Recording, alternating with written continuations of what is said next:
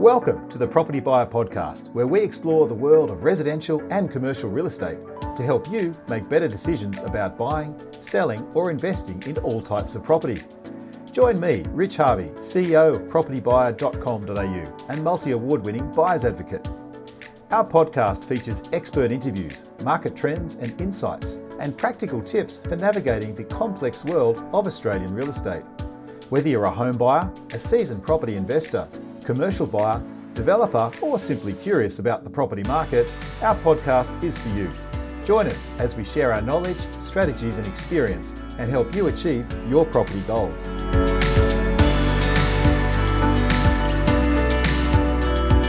Welcome again to another edition of the Propertybuyer Podcast, and in this episode we'll be looking at Sydney's Northern Beaches market and future trends within the real estate industry. Now, Sydney's Northern Beaches has some of the most beautiful beaches in the world and provides a vast array of suburbs for living an enviable lifestyle, surrounded by water and a great playground, and it's often referred to as the Insular Peninsular, and for a very good reason. Once you live here, you don't want to leave. Yet buying a property is becoming more challenging as prices have jumped an incredible 38.5% during the COVID period in 2021. Now, prices have come back a bit and are stabilising, but the lack of listings are seeing prices start to rise again. So which areas of the Northern Beaches are most desirable? And where are the most affordable? And what is the outlook for the spring market? So to answer these and many more questions, today we are privileged to have an industry veteran and past president of the Real Estate Institute of New South Wales, Mr. John Cunningham, Managing Director of Cunningham's Real Estate. Now, John has been in the real estate industry since 1977 and has seen decades of change and development over that time. So welcome, John. Great to have you on board. Thanks, Rich. So, John, we have a bit of a tradition with our podcast. We start with a thought of the week, and this time it's from Earl Nightingale, who says, "We become what we think about." What do you think you take away from that quote? Yeah, well, one of my favourite quotes is, "Where the mind goes, the energy flows." So it's the same thing. You know, it's our mind is where everything starts and finishes. It's our best friend and it's our worst enemy. So you've heard that expression, you know, that guy, he's his worst enemy. Yeah. And that's because he's playing mind games with it all the time. Yeah. So to me, absolutely what you think you become, because people stinking thinking, you know, that whole sort of concept. It can just take you places, and it's like, you know, I found that in my career and my development, my personal development is all been around mindset. Yeah, brilliant. Yeah, I think mindset plays a critical role. I mean, you're a business owner, I'm a business owner. I know if I don't get myself set for the beginning of the day, I'm going to have a crappy day. So if I'm in good energy, I'm in a good mindset, my team's in a good mindset. I can help those that aren't in a good mindset. So, well, I just did a presentation out in Melbourne last week, and I started the whole thing about daily intent. You know, start the day with actually what's your intent for the day. You know, what are you going to bring to the day? You know, what's your purpose in the day? Because once you start there, you're treating every day as an individual opportunity. Beautiful. Love it. There's so much opportunity out there. So, John, just to kick off, how did you get into real estate? What was your first job way back in the 70s? Yeah, well, my first job, I trained to be a valuer. So I actually worked at the Water Board as a trainee valuer. However, to become a trainee valuer, you had to go through at least a year or two of other stuff. And my other stuff was being a stationery clerk and an attendance clerk. And I hated every minute of it. The only good thing about that job was the fact that the number of hours you had to work per day was probably only 3. And I could do all my TAFE work because I was studying to be a real estate valuer at the time. So I did all my work for TAFE at work and did very little work, but I was absolutely bored. And the concept of being a valuer at the Water Board, once I learnt what it was about and went out and did a test run, I ran a mile. Wow. So you're a clock watcher. And, it was insane. You were very efficient getting your valuation degree done while you were there. So. I was, yeah, it was. It was good. My grandfather was actually a surveyor for the Water Board many centuries I worked in the survey department, actually. Yeah. And the surveyors were the hardest working people. Everyone else didn't. No one else worked, really. It was just a adult daycare centre. Wow. So if you had to sort of look back and talk to your 25-year-old self, what advice would you give yourself at that point in time? Look, I think when I look back at where I then went on to become a property manager for 2 years and then into sales. So at 25, I was well entrenched in sales. I started when I was 22. So at 25, I was already a successful agent. And I look back at myself and go, well, what's the number one thing I would tell myself then? and that would be just to be more disciplined. Simple thing. In what way would you be more disciplined? Well, just to apply disciplines to everything. So apply disciplines to whatever task you've got at hand. And really, I suppose, I had good disciplines, but when I say disciplines, it's more about that responsibility, that level of commitment to what you're doing that goes above and beyond. I would have probably started earlier. That became the hallmark of my real success. But back then it was just saying, okay, you're 25, you're pretty easy breezy, things going on. But if I'd applied a few more disciplines at that time, I think things would have happened much quicker. Interesting. Yeah. I think a lot of people look back and have regrets, and it's really good to ask that question. So. Well, and it's not a regret. Yeah. It's a reflection. A reflection. There you go. And that's the difference. It's like, to me, regrets are a concept of that you didn't learn from it. Yes. And so I learnt from a lot of mistakes. Awesome. And that was the key, is you don't want to make the same mistake twice. Yeah, well done. Love it. Let's look at the spring market that's coming up. We're just early days in September now, and we're starting to see some more listings coming online. What's your outlook for spring, and are we actually going to see a substantial increase in listing volumes? I tell you what, I've been doing this a long time, right, 46 years, and this particular time in the market, the last few years post-COVID, has been the hardest to predict what the hell's going on. We've got economic conditions and we've got Reserve Bank's responses to them being based on what I'd call old school economics. We're not really applying what I consider it needs to be applied to today's world. So therefore, looking at what's going to come as a result, because we know it's all driven by sentiment and confidence, we're seeing confidence and sentiment come back, but I don't know if you've seen it, but the last, month maybe, there's also just a little bit of hesitancy. Very much. So that concept of buyers going, I've got to get in and do these things, there's just that little bit of resistance right now. So we're seeing more one buyer sales happen. And these are indicators, they're very clear indicators. We were seeing multiple buyer interest in properties. And I would say, we sold 32 properties last month. I think 25 of them were one buyer sales. Interesting. And we have not had that for some time. So that's telling us, okay, there's a bit of caution going on.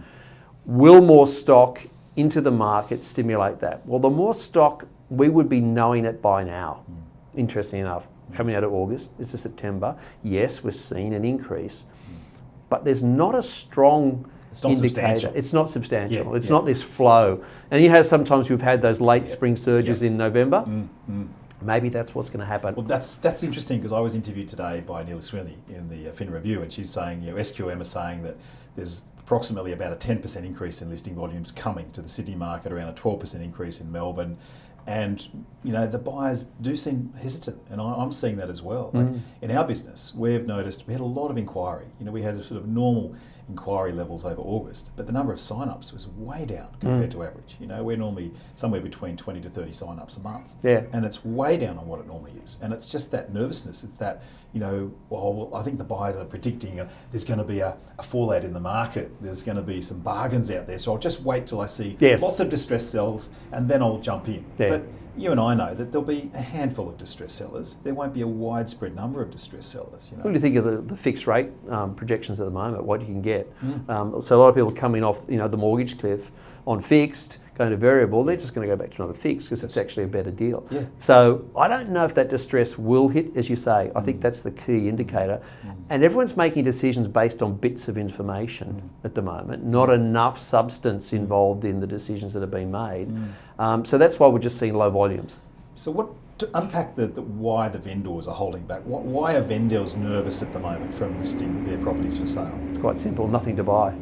So that next move is a daunting concept. So we're trying to bring people forward into the selling mode, because at least they start by knowing something. They're actually sold. Rather than, I don't know what the future's going to hold, I'll buy and then I'm hoping that everything will be okay.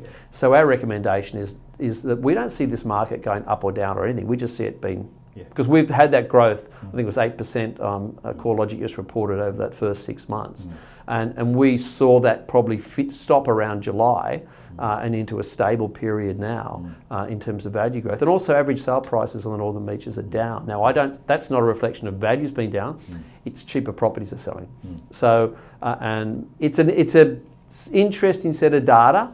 You've got to be able to really read it well to understand what the impact is going to be. Well, it's very, as you say, you've got to know how to read the tea leaves with the market, because, people grab one bit of core logic saying, oh, well, the national dwelling values are up 8%, so my market's gone up 0.8%. No.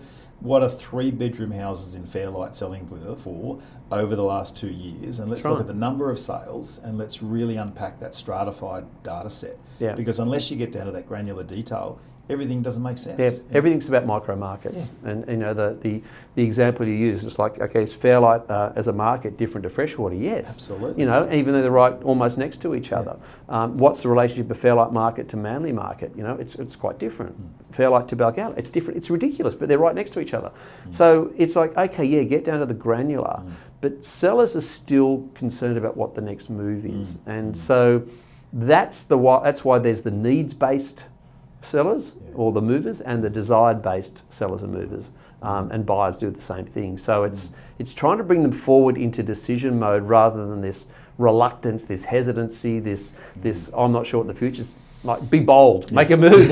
And look, we really haven't had people have a negative outcome when they do that. Yeah, brilliant. Well, it is a daunting thing. Like, I've been in my house for 20 odd years, and at some point in the next 5 years, I'll probably think about moving. Yeah. There you go. But I'm not ready to jump. I'm not. It's for me, I'm really happy where I am. But for other people, as you say, it's a needs-based thing. Either they need more space, they're having more kids, or they're divorced, or they need to grow the space or shrink the space, whatever the need is. And I think there's going to be more of those buyers, sellers. The reality right now is that you are the average home buyer seller.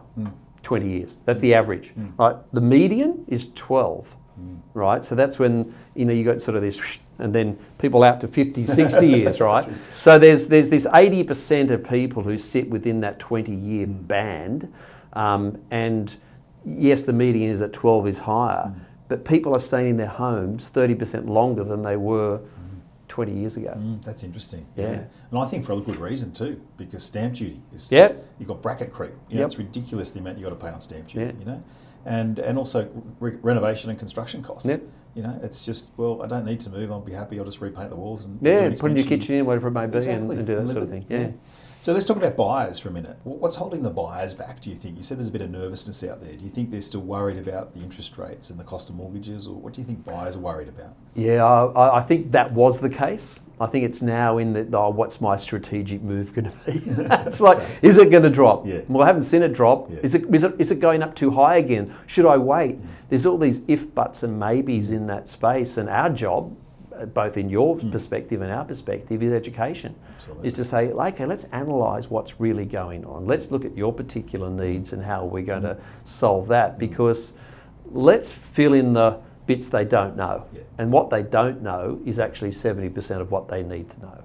And they don't even know they know it. Or they don't even know they don't know it. So I think educating buyers and sellers is the biggest role at the moment for agents. Yeah. Unfortunately, a lot of agents aren't skilled enough to do it, as you know. I always get asked, John, people ask me, Rich, is it a good time to buy? And I say, well, it depends. It depends on your situation, It's always a good time to buy, potentially, if you can afford it and if you find the right property. Yeah. If not, if you can't afford it and you can't find the right property, don't buy. Yeah. It's pretty simple. That's exactly my answer too. Everyone's trying to pick this perfect time in the market. No such thing. That on September 22nd at 12 noon, that's the time to buy. Well, I just tell them, actually, it was 12 months ago. Yeah, exactly. If you really wanted the time, it was 12 months ago. It was October 2022, right? Yes. And the best time to sell was actually October 2021. Exactly. So let's get it nailed. Yeah. The reality is that's just all it's nonsense. In hindsight. Yeah, and it's about your particular circumstances, and it's just about making decisions, but making good decisions. Exactly. With the right information. Yeah. Without too much emotion involved. Yep. Yeah. So let's have a look at the Northern Beaches trends, John. I mean, you've been operating this market for many, many decades, and you would have seen a lot of trends in terms of how the housing market particularly, but what sort of trends are you seeing in the Northern Beaches property market at the moment? What's happening out there? Yeah, it's interesting because there's a number of trends, and one of the key trends for us is buyer behaviour patterns. We're seeing buyers move into what we call them lifestyle locations. So they're also referred to as the 20-minute locations, like everything I need is within 20 minutes. So I use the example of Fairlight and Freshwater and that sort of thing. So that yes, they're micro markets, but the buyers are looking at those markets as a lifestyle location.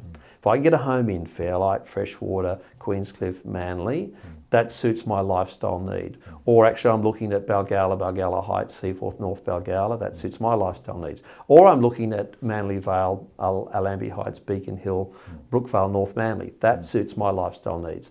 So that occurs now, and it's been the case, say, out at Cromer, Narrowena, Wheeler Heights, Colorado Plato. That's been a lifestyle location for a long, long time.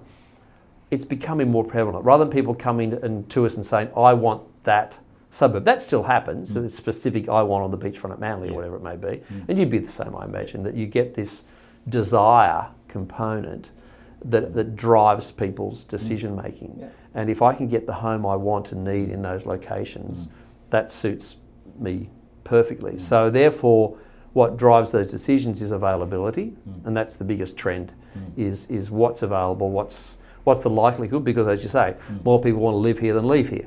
And therein lies the problem. The average has gone from 15 years to 20 years. It's just going to get longer. It's just going to get longer. It's not going to change. So the trends that we're seeing are these buyer migration patterns changing. So we're seeing through COVID a massive, huge increase of buyers coming from the eastern suburbs. Right, it wasn't a huge area that we saw before. That's increased significantly.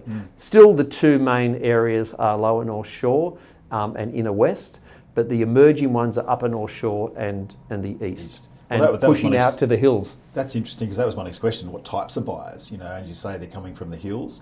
I mean, a lot of it used to be the Upper North Shore. You know, the leafy Wahroonga, Warrawee, those kind of areas where their mum and dad had sent their kids to Knox. Moved from the trees down to the sea. Exactly. The tree change to the sea change. Exactly. But they've got rid of the 1,200 square metre block, and they've had the 5-bedroom house, and they've made good money out of that. And they come in downsizing here, either buying another house or a townhouse or an apartment, very close to the beach, and enjoying that lifestyle. Well, my next door neighbours came from Leadfield on 1,500 square metres down to 280 square metres. And do they love it? I love it. They've got the 4-bedroom home, double garage, beautiful ocean views. And why do they love it so much? Oh, it's 2 minutes and you're in the water. Exactly. And don't have to mow a lawn. And don't have to mow alone. They got it's they lock it up, travel. They've got 2 kids at home who are grown up. Just worry free. And how many of them worry about when they do that sort of transition? A lot of people go, oh, but where am I going to fit my dining room table? I've had 15 people around the table for Christmas, but where am I going to fit it in my 3-bedroom apartment? What do you say to that? Well, they didn't. They just bought all new furniture. There you go. And I think that's the thing. It's like, what sort of move are you making and why? Right? Is it a completely shift of thinking? I know when we built our place, and it was just what we had didn't work. So it was a total shift. And I think that's what's happening. People are making big shifts. They're making lifestyle location moves, and they're coming from different locations because they understand, and look, people from the east see better value, but also from a family perspective, they see a better environment for their kids. That's interesting you say that. Firstly, you say better value. That's definitely true. I mean, you know, you look at a $12 million house in Vaucluse versus what $12 million buys you here. What do you get for $12 million on all the beaches? Exactly. I mean, yes, you don't get a view of the Opera House and the bridge, right? I mean, that's why it's $12 million in Vaucluse. But you are getting exceptionally good value. And I think people go, you know what, I can have less congestion trying to get through New South Wales Road, and come over here and really have that ability to raise a family. Well, we sold 3 properties in Allambie Heights not that long ago. There was like one after the other. Each one of those buyers who ended up buying the properties came from the eastern suburbs. They'd sold semis and for like $2.5 million, and they buy a $2.5 million to $3 million home and get everything they want that would have cost them $4 million in where they were. And tell me about the property types. We're sort of getting into the nitty gritty, which I really want to dig into, John, is that the property types that are most in demand on the beaches. So is it, you know, the 4-bedroom, 2-bath, 2-car family home, or what are you seeing? Tell me the trends on the property types here. Yeah, look, it's a really interesting one because you know, what you think might appeal to the marketplace and what does are 2 entirely different things. So you take, and I use Allambie Heights, quite frankly, as to me the litmus test suburb for the northern beaches. It's in a location that's not too far from the beach, not too far from up to the hospital or French's Forest, all that stuff, not too far from the mall, not too far from anything. But it's in a location where it's very family orientated. So it's a perfect sort of mortgage belt space. very few apartments, so you can really look at it from a family home perspective. And we know that when we get a high quality family home, a 4 million plus family home in that area, it's going to go. Yeah. Right. And it's probably going to be bought by someone who was originally looking to buy in Balgowlah Heights or Balgowlah or Seaforth or that sort of thing. And we're migrating them into an area where we go, hey, you know what 4 million buys you here? Look at what 4 million buys you over here. Yeah. And that's a really interesting thing. Whereas if we were down at Freshwater, the apartments in that 1 to 1.5 bracket are just going gangbusters. Houses in the 3.5 to 6 million, you just can't get them. There's just not enough demand. Sorry, not enough supply. Demand is massive.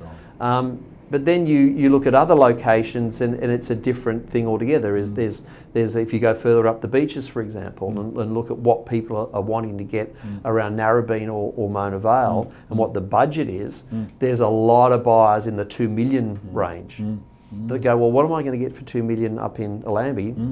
Going to get a knockdown, basically, or not even a knockdown. But I get a really nice home down there. Yeah. So this is what's occurring. People are shifting their locations to their budgets, and the Northern Beaches is almost becoming what can I get for my budget on the Northern Beaches, because I want to live on the Northern Beaches. Yes. So it's what we call a regional based buyer. So there are trends, there are things that are selling, like the units around Freshwater in Queenscliff are just going like grabbed.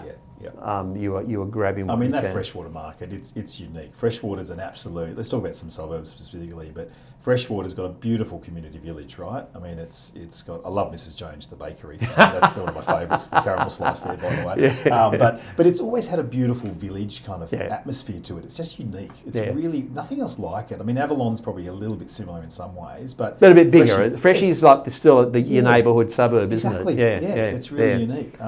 But then you go further north to Cromer, and it's sort of a little bit sleepy. You know, it's a little bit further. There's not as much action. There's sort of more sporting fields. You know, but affordability is it's much more affordable. Oh, absolutely, and Wheeler Heights too. You know, like you can buy some classic 1960s, 70s homes, haven't been touched, still got the lino floors, and you can buy some great renovator potential delights up there. Right? And that's the interesting thing. It's like you're going to go. I was only talking to someone in the media the other day about this, saying, okay, I've got a budget, right? So what's my budget going to get me? And I go, oh, it's going to get you a 3-bedroom townhouse in DY for 1.8. You might be able to get an old bruiser up on Colroy Platter. You still might be able to get one for 1.8. Maybe not. Maybe out the back of Cromwell or up at Narrowena, maybe. But they're disappearing. Or you can buy a beautiful apartment in Queensland with a view of the ocean and double garage or whatever it may be. A 70s block, you can get that. What do you want? Because the budget will go to different types of properties in different locations. But ultimately it comes down to this, where do I want to live and what my budget will give me? And that means people are shifting their thoughts on what they want. And we have this discussion with clients, as you can imagine, John. People come to us with this budget and a wish list as long as your arm, and then we've got to talk, okay, let's talk reality. Let's talk about how realistic your brief is, you know. And there's going to be compromises. And suddenly if you want to be, you know, within 200 metres of the beach or 500 metres, you're going to have to realise that you're going to have to compromise on space, you know. Whereas if space is absolutely critical, you know, then we've got to be further away. So there's all of those features, and we have very interesting, entertaining conversations with clients around that. But at the end of the day, it's about ticking as many boxes as possible for our clients and showing them what's out there, because we show them suburbs they hadn't thought about, and they go, wow, I didn't realise this was here. Absolutely. For example, you talk about Allambie Heights, and even a bit further back, you look at sort of Beacon Hill, you know, French's Forest, and some of the forest suburbs. They're amazing value compared to what you get right on the beaches. You know, and yet you're only a 15-minute drive to the beach. So, and that's the trade-off. It's a trade-off to go, you know what, I still want to be in the beaches. Where can I afford to live and what am I prepared to compromise on? So that concept of freshwater village and walk to the thingies. If you go to the forest, okay, Glenrose is the redevelopment, fantastic. They've done a great job. The reality is we actually need more of those in locations to actually ship. We need more corner stores. We need these areas that have been developed, and you know, Cromer's a really good example. There's this little set of shops up here, and there's another one over there, but there's a gap, there's dearth in the middle. We need these community hubs. You know? And talk to me about downsizes as well. I mean, we don't, you know, I mean, there's this thing called the missing middle, right? And we definitely need more medium density for people to downsize from their big houses into these type of townhouses. But what are the downsizers doing at the moment? Well, that's the really interesting thing, because quite frankly, we absolutely stuffed it up in 2006 when Bob Carr said we're full. And he repealed dual occupancy. Yeah. Right, dual occupancy, when we had dual occupancy, we didn't have a housing shortage. Yes. Right? Because it was such an efficient way in terms of estate planning policy to say, okay, well, if you're on 600 square metres, yes, you can subdivide into two 300 square metre blocks. 400, you can actually have attached dwellings. Yeah. And it worked. Yeah. It wasn't like there was this like crazy overdevelopment. It was just a smart way of actually adapting to the 21st century. Yeah. And we need it back because, quite frankly, we just sold a downsizer, dual oc in Manly Vale, had downsizers competing for it because there's very little of it, and they went nuts on it, right? And because there was scarcity, but the ageing population, they go, you know what? Single level home, level walk to everything, and I can't find it. And we had an expectation of around 2.2, it went for 2.6. And talk about freeing up the housing stock. Oh, if the state quickest way to do it. Exactly. If they could allow more manor houses, more townhouses, it would free up, and then the younger generation can come in, buy the older houses, renovate it, just free up the whole lifestyle in chain. Melbourne did it, where they had a lot of the regions in Melbourne City. That was like, okay, 200 square metres, you could have one dwelling. 400 you can have two. 600 you can have three. 800 you can have four. 900, 1,000 you can do five, and it just kept going. And it's like, rather than limit this concept down, if you wanted to build one home on 600 square metres, go for it. Do what you need to do.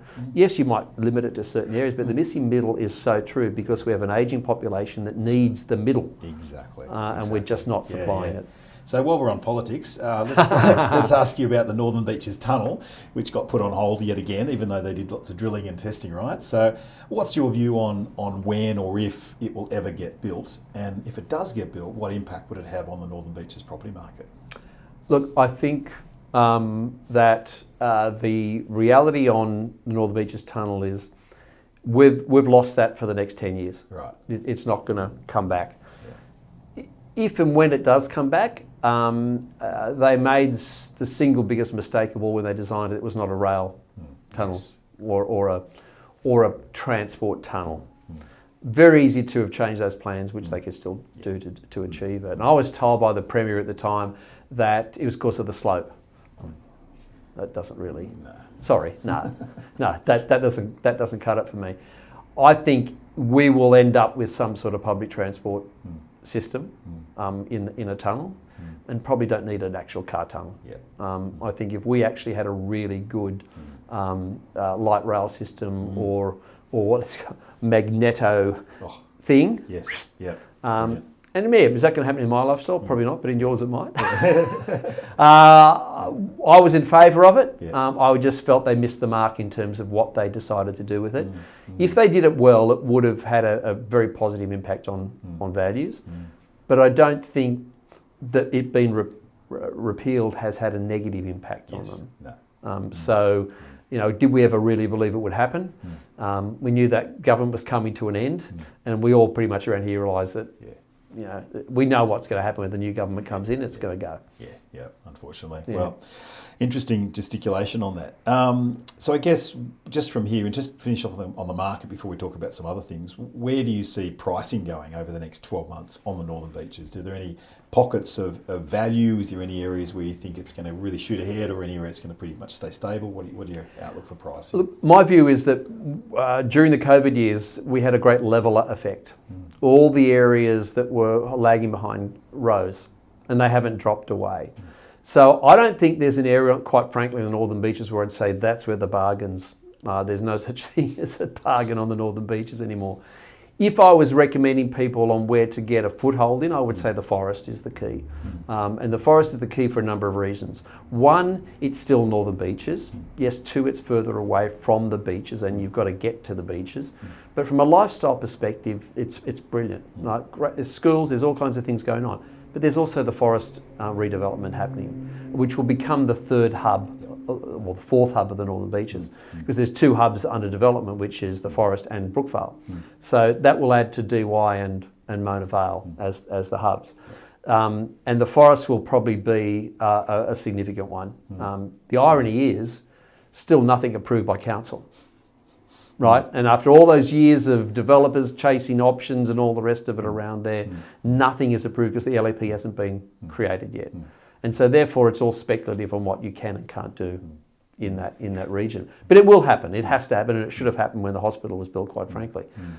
But that to me is the area that I would say has got probably one of the strongest growth areas of all. Interesting you say that. I mean, I live in the forest area, so I'm biased, but I we buy for a lot of clients in the area, as well as all over the beaches and all over Sydney. But having said that, the Northern Beaches redevelopment of the hospital is life changing transforming for the area.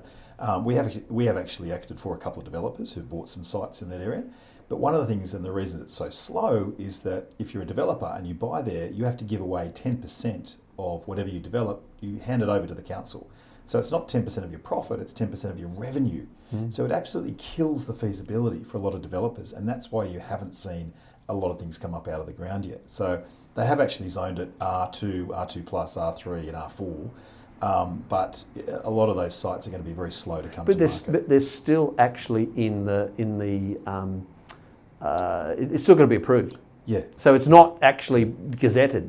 It's like, okay, you will consider development, blah, blah, blah. And there's only that area off to the side of opposite the hospital that's actually been rezoned. That's right, exactly. So it's still... The stage 2 and 3 and 4 yet to come. Yeah. Exactly. And so it's like it's still a bit of a mess. Yeah. And it should have been done for essential workers and all the rest of it. But ultimately, will they actually get the right combination of it that's attractive to developers? Because otherwise it's like, we have a few clients we've sold properties for and said, I can't wait any longer. Yeah, got to move on. And those that are sitting in the higher densities going, I have to stay. And that's quite a bit of infrastructure, though. I mean, the high school, that's the Forest High, is getting moved to Orlando Heights. Newtown Centre. Been knocked down. Newtown Centre's going up, and that area will be, new school, Newtown Centre. Come back in 8 years' all time. in the same area, and it's going to change dramatically. And that will free up a lot of housing stock around that forest area. So any investors listening to this podcast, if you can put your foot on a good property in the forest area, spend around $2 million buying it today, watch this space. I totally agree. And you'll end up seeing microbreweries in the industrial areas. Yeah, you will too. There's 9 of them in Brookvale now. And it's more changing the whole fabric of the area. And more it's coming incredible. in Terry Hills. Yeah. All right, let's move on to a couple other questions I've got for you, John, because you've got some great thoughts around this. I want to ask you about the sort of key qualities that you look for when you're hiring a sales agent to work with you. I want to ask, what are the qualities you look for of someone willing to join your company? Look, I think the key quality for us is we just want good people that are coachable and who actually see a bigger picture than just dollars. So those 3 qualities, which is all around attitudes and willingness to learn and willingness to understand their actual role rather than the perceived role that has been created for them. Because we are in the helping business, right? So we help people along their journey, whatever that may be, whether it's buying, leasing, selling, being a landlord, investor. Whatever that journey they're on, our job is to help them navigate that. And so we want people who actually understand that. Because if they just think it's sharp suits and fast cars and the whole other thing, they're in for a rude shock. But also that's not the sort of people we want. And that's why I suppose, we would just want good people who actually get great results at the end of the day. So they're the things we look for, and we go through a rigorous process of culling people, and we reject a lot of people from the industry who've been around for a while who go, oh, what are Cunningham's doing? And when we tell them, they actually don't want the disciplines, they don't want the training, they want to basically be the loose cannons that they've always been. Because what I've observed of your business, and I get to meet your agents at various opens, and my team does, they always comment about your culture, and your agents are they're just different. I mean, they have a different mindset, but they also have great empathy, and they do. I mean, a lot of agents are very robotic. They take your name, what's your number, so you go through. But others look you in the eye, ask you how you are, ask you what you're looking for, ask you the right questions as you're leaving. They're doing all the right things. And I think that empathy and that connection is a critical thing. Absolutely. So you've it's done just well. being good humans. That's great. So yeah, the answer is we're looking for good humans. Good humans, I love it. So tell me about how your agents like to present properties for their vendors to get maximum impact. What are the little tricks and strategies that anyone who's a vendor, potential vendor out there, what do your agents do to help your vendors get maximum impact and exposure? I think the key for us is getting our potential vendors to understand that there are 7 strategies that we use to actually maximise the price. At the end of the day, what are they after? Maximise the price. So the first strategy is presentation, right? So if you get the presentation right, all the other strategies fall in place, because the presentation strategy leads to the marketing strategy, right? So if your presentation's rubbish, your marketing's going to be crap. You know, presentation, you've got the best, the property looking its best, so it has an emotive connection to the market. People go, ooh, I like that. That enables you to market brilliantly, and so therefore you're going to get a better response to it. The marketing then that strategy leads to the right pricing strategy. In other words, you've got the pricing component right, which we then go into what we call buyer engagement strategy, which is actually, activating buyers, engaging with them, nurturing them, getting to them a place where they're in a position to make a good buying decision. It then flows through to negotiation, and it flows through to communication. All those things, you get them right, you go to the closure strategy. But if you don't get the first one right, you'll never maximise your result. Sure, there's bruises that are knockdowns and whatever it is, and you don't need to do that. It's a different approach. But in 90% of properties, presentation is key, and it determines the outcome. We know a $30,000 investment can lead to a $300,000 gain in value.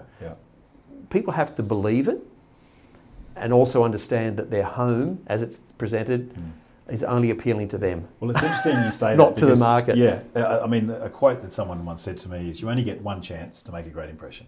And whether you're going for a job interview or presenting a property for sale, you only get one really good chance. And people make up their decision to how you look within the first 7 seconds. Absolutely. So if they're looking online and you've got crappy photos, well, hey, they'll click off. And so that just flows right through to value. In other words, and competition, the story. You get it right and you're going to get competition. So that's the advice we give. It's just simply just make sure you have that first impression right. You only get one chance.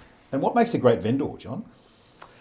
I think a great vendor is someone who's prepared to see it from a buyer's perspective, right? Because at the end of the day, we've been employed to find, how whole find, love, live thing, right? So it's to find the best buyers, help them fall in love with your home to live their dream, right? That's what it is. So the find element is for us to actually go, okay, let's understand our buyer behaviours. And I say to my vendors, I want you to take your seller's hat off now, put a buyer's hat on, right? See it from that perspective and you will understand how buyers behave, and you therefore will understand how you're going to get the best out of buyers. And a lot of them, you come across them like, because they only see it one perspective. So the best vendor is someone who's actually willing to take that point of view. Awesome.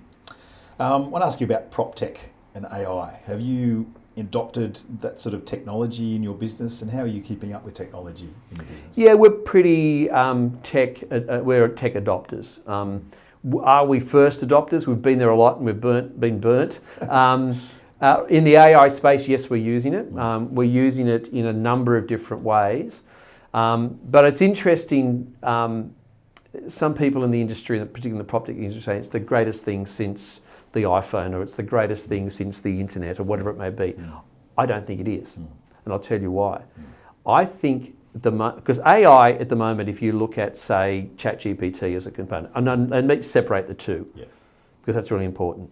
Everyone's talking about ChatGPT. AI, game changer in terms of data and analytics and predictions and all the rest of it. We're using that a lot. ChatGPT, great technology. And we call it polishes what we do, right? We give it great instructions, we give it great prompts, we do all these things and we get out of it what we need. However, here's the key. You can produce a lot of content and then you go, well, what's actually going to get read? People read headlines, they read a couple of paragraphs. And you know what, a blog gets read because it's this long, right? And that was A4. That's what people read. And if you want more and you want to go to the full article, but ChatGPT in analysing articles, books, great to a degree, but a life-changing thing, I think it's making us more efficient at our time, and it will continue to grow. But the change that the iPhone made, the change that the internet made was exponential. Yeah, exactly. This is just a further. It's an efficiency tool. It's an efficiency. Exactly. But I think, as you say, it is contained to a language. Yep. It's not the whole human being. It's look, not, the add-ons, what the plug-in stuff, Yeah. right? There's some incredible stuff that's happening in that in terms of graphics and design and all that. And I think that's quite extraordinary. But game-changing, we might save a bit of money. I think we're definitely going to save a bit of time. But the redeployment of resources of people and all the rest of it's still going to end up focusing on customer service as the key. All these other stuff and this noise around the fringes. You can't replace people, can you? Humans, belly to belly. Absolutely. No. All right. Look, I've got 2 or 3 more questions for you and I'll let you go. But tell me about your most memorable or one of your best sales. I think there was 2. The one that I enjoyed the most was a waterfront in Bower Street. It was on the freehold area, and it was a really old house built in 1915. And we called it the Seafarer's Cottage. It had a tower, one of those, what do they call those Spires. things? It was just crafted, and it hadn't changed. It was just a great campaign. I love working on a great campaign, and we sold it at auction and on a beautiful day down on the waterfront at Bower Street. And I just remember the gratitude of the family that was selling it for the way we presented it, and because it was actually owned by a sea captain. So we, and it was just fun crafting the campaign. That was back in, 1994 or something, I think. And the other one is from a client that I've done a lot of business with over the years, and they gave me the most beautiful client review ever.